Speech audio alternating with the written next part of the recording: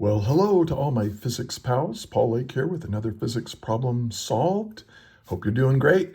And today we're gonna get to work on an energy problem. We've got a block sliding across a rough surface, these are the concepts that we're going to use right here. We're going to use the concept of work and the work energy theorem. We're going to use friction. We need to figure that out. We'll use free body diagrams to understand what's going on with the forces on this object. So let's read through the problem. We've got a 6 kilogram block initially at rest initially at rest. I always underline that because that's important. Is pulled to the right along a horizontal surface by a constant horizontal applied force of 12 newtons. The block moves through a displacement of 3 meters, and the coefficient of kinetic friction is 0.15. How much work is done by A, the applied force, B, the normal force, C, the force of gravity, D, the force of friction, and what is the net work done on the block? We're actually going to do that a couple different ways. And then what is the final velocity of the block? So as usual, what I suggest you do is pause the video right now and try and solve this yourself. And then to check your work with mine, just hit play.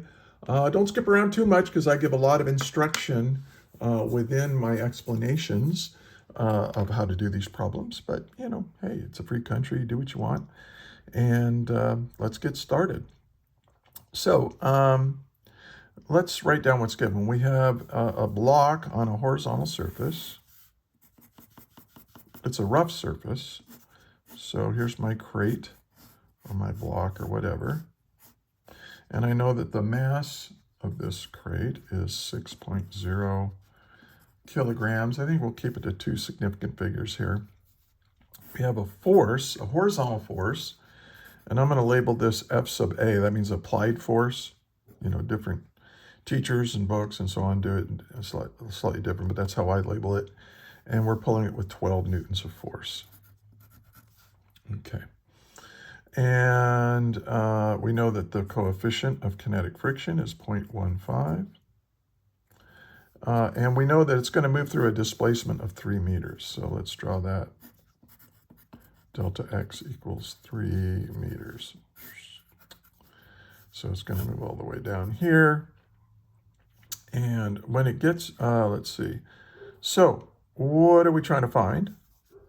Quite a few things here, but this is really not that long a problem, so don't get freaked out by how many parts there are. We've got A. We want to know the work done by the applied force. So the way I'll write that is W for work and then a subscript by the applied force. That's what that means. That's how I write it down. And then B, the normal force. So we want the work done by the normal force. And then C, the work done by gravity. So the work done, now the way I put gravity, you could put F sub G if you want. I always just put mg. And then this is my personal preference. D, the force of friction, the work done by friction. And then E, we want the net work done. And then for part F, we want the final velocity when it reaches here. So V equals question mark when it gets right here. All right. And again, I always recommend doing this, writing down what's given around a picture, if that's appropriate, and it usually is. And then writing down what you're trying to find using the variables that we use. And by setting up the problem, visualizing like this, you'll be able to solve the problem a little more quickly, more accurately. And don't just dive into equations. You got to really think and see what's going on. All right, so we want the work done by the applied force. Well, we know, so let's do A. So the work done by the applied force, well, we know the definition for work, and these forces are all constant, so I don't need to use that integral equation. If you're in a calculus-based class, this is the definition for work. Work is equal to the integral of force dotted with some displacement. But when the force is a constant, it comes out of the integral, right? And then the integral of dr is just delta r. So you have this, and then we know things are going to be moving in the x direction here. This is the x direction, so we don't need to worry about r. We're just going to worry about x and y, all that kind of thing. Okay, so this is the work done by, so this is the force times the displacement, and times the cosine of the angle between these two vectors. Okay. Well, what do we know about the applied force? It is given to be 12 newtons. Delta x, or displacement, is given to be 3 meters. And what's the angle? Well, here's the force, and the displacement's in the same direction. So when two vectors are in the same direction, the angle between them is 0. So it's the cosine of 0 degrees. And of course, the cosine of 0 degrees is 1. So we have 12 newtons times 3 meters times 1 is 36. So that's 36 joules. So this applied force, whatever agent is pulling on this thing, is trying to add 36 joules of mechanical energy to that object right there. All right, let's do part B. We want the work done by the normal force. Okay, let's draw a little free body diagram here so we can label our forces and know what we're talking about here. So here's, I'll just draw it real small. We know we've got gravity pulling it down, the mass times the gravity field. And then we've got this normal force. Some people write it F sub n, and some books use lowercase, this is a normal force. That's how I'm labeling it here.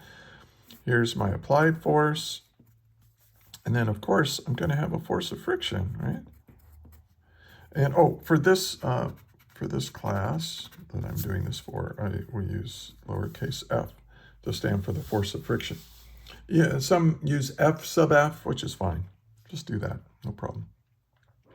Well, what is the normal force here? Well, I think one thing we can see is if the normal force is just equal to the weight, because there's no acceleration here. And we can formalize that. We can sum the forces in the y direction equals ma in the y direction. A is 0. So the normal force minus mg equals 0. So the normal force must be equal to the weight, equal in magnitude to the weight.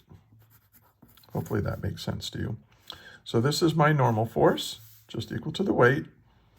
And then times my displacement, times the cosine of the angle between them. Well, and I'm just going to take a look at this. This is, well, I'm just going to rewrite this. mg delta x times the cosine of what angle? What angle is between the normal force and the displacement? There's my delta x. Oh, that'd be 90 degrees, wouldn't it? And the cosine of 90 degrees is 0. Okay, always look for that. Look for the angle between them. And so since cosine of 90 degrees is 0, the normal force does 0 work. Did you catch that? See, some people just go, okay, force times displacement. And they forget, hey, you got to check out that angle between the force vector and the displacement vector. If you forget about that, you're going to get the wrong answer there. All right. So let's do, well, I guess I kind of messed this up. So do you see right here, what's the work done by the weight? Well, same thing. The weight is just mg delta x. And what is the angle between this vector and this vector? Well, if you want, you could say it's negative. Well, no, we're not going to play that. It's just 90 degrees. It's just, again, it's cosine of 90 degrees, which is 0. So gravity is not doing any work. Now, doesn't this kind of make sense, though? I mean, this applied force is trying to make this thing go faster and faster and faster to the right. It's trying to add mechanical energy, kinetic energy to this moving block. So it's doing work. What are these guys doing? They're not in the direction of displacement at all. These guys are just canceling each other out anyway. So they're not doing any work. They're not adding or subtracting to the energy of this object here. Okay, so let's do D. We want the work done by friction. Well, what is the force of friction? Okay. Well, the force of friction is equal to mu times the normal force. See, physics is fun. And, but we already said, hey, the normal force is just equal to the weight. So this is going to be mu times the normal force, which has a magnitude of mg, times the displacement times the cosine of the angle between them. Now, mu is 0.15. The mass is 6 kilograms. G is 9.8 newtons of force per kilogram of mass. That's a gravity field right there. And then delta X is 3.0 meters. And what's the angle? The angle is the key here. What's the angle between this block moving to the right, but the force of friction being pointed to the left? Well, from the right, that is 180 degrees. And what is 180 degrees? I mean, the cosine of 180 degrees, that's -1. So that just means that the friction here is doing negative work, which makes sense. Okay, we'll make it sense in just a second. Let's figure out what it is. It's 0.15 times 6 times 9.8 times 3 equals, and that's 26.46. I'll call it 26.5. All right, on my calculator here. And, oh, it's negative though. Didn't leave enough room for the negative sign. I hate it when I do that. Okay. So now what does this mean? What does this negative mean? I always think, what does negative work? Well, look, this force, this 12 Newton force, is trying to make it go faster and faster and faster as it displaces to the right. But this force right here, is as it moves to the right, is trying to hold it back. It's trying to slow it down. It's removing energy, dispersing that energy into the environment as the jiggliness of molecules of the surface and maybe of the surface of the block and that. But it's transferring the heat, transferring the energy out of the system is heat.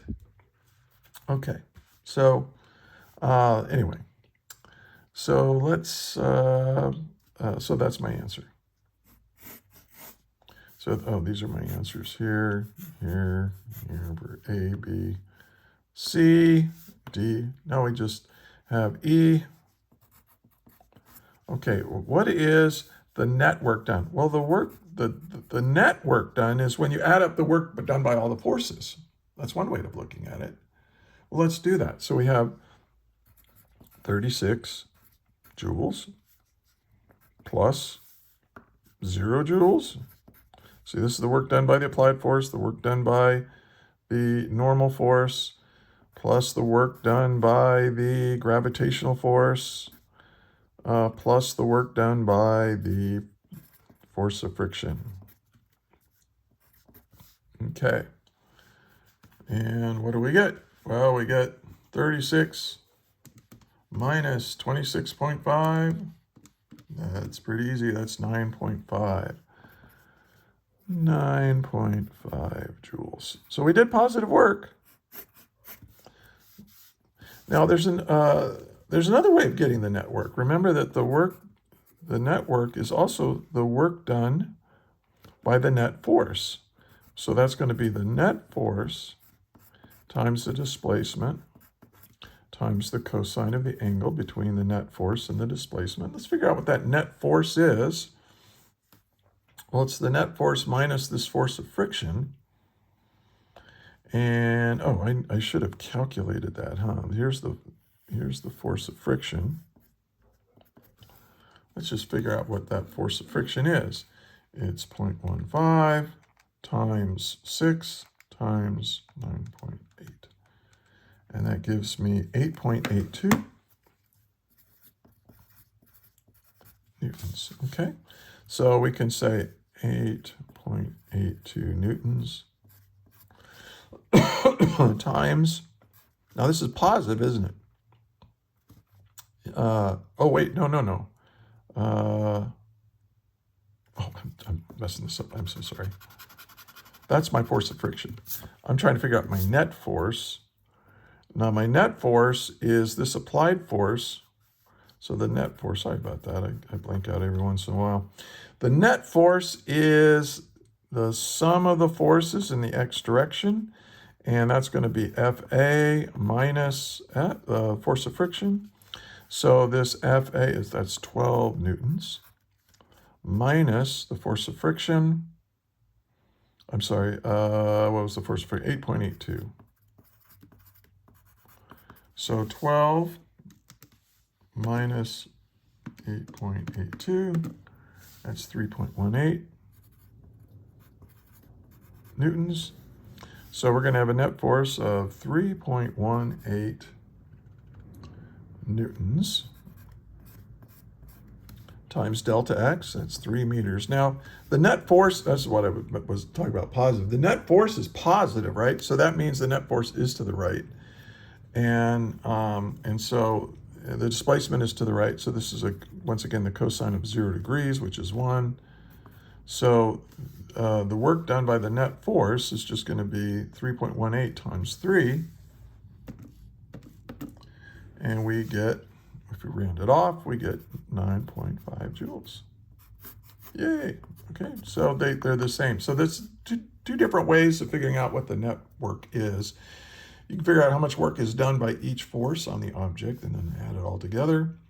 Or you can figure out what the net force on the object is and how much work it is doing, and you should get the same answer either way. Okay.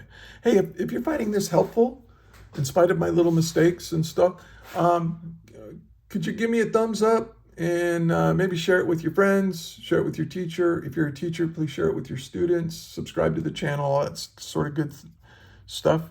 And if you think I made a mistake or you have an improvement, or leave a comment. I read every comment, and it's not a huge channel, as you can probably tell. All right, so I have time to do that. All right, so F. Well, now we're going to use the work energy theorem because we want to know what is the final velocity. Well, the work done by the net force is equal to the change in kinetic energy of my object. Well, this is the final kinetic energy minus the initial kinetic energy. But one of the things it said, oh, and I didn't write it up here, it said that the block was initially at rest, which means that it initially had 0 kinetic energy. So that means that this work done by the net force is equal to the final kinetic energy, which is 1/2 the mass times the final velocity squared, which means the final velocity is going to be twice the net work divided by the mass, take the square root. So now I just need to plug that in, plug in my values. So twice, now we did a net work of 9.5 joules, so we got 2 different ways. And the mass is 6.0 kilograms. And so let's get our final answer.